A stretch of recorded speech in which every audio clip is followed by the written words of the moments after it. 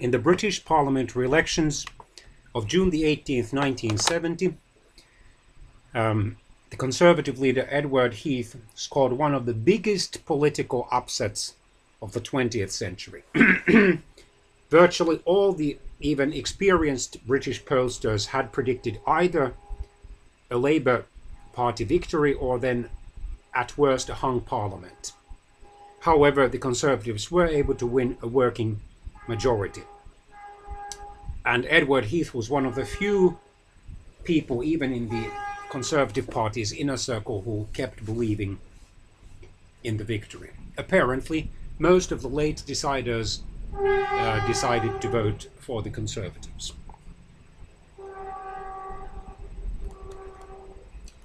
The number of seats in the House of Commons remained at 630. The voter turnout again fell, this time to 72%. The Conservatives received 46.4% of the vote, or about 13,145,000 votes, and 330 seats. Harold Wilson became the opposition leader, his Labour Party having declined to 43.1% of the vote and 288 seats. Jeremy Thorpe, the Liberal leader, saw his caucus or parliamentary group halved to just 6 members with 7.5% of the vote. And this was the first general election in Britain where already the 18-year-old citizens could vote, after the passage of the Representation of the People Act in 1969.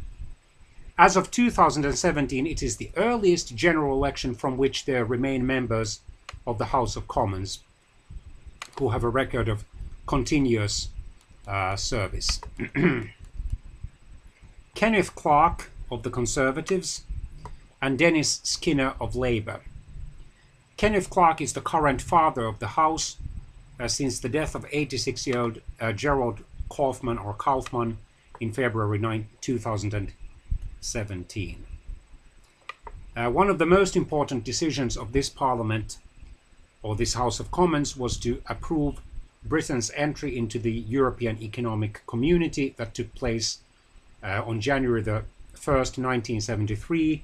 Britain entered the European Economic Community at the same time as Ireland and Denmark, but Britain, according to the latest information, will exit the European Union, which is the European Economic Community's successor, on March the 29th, 2019.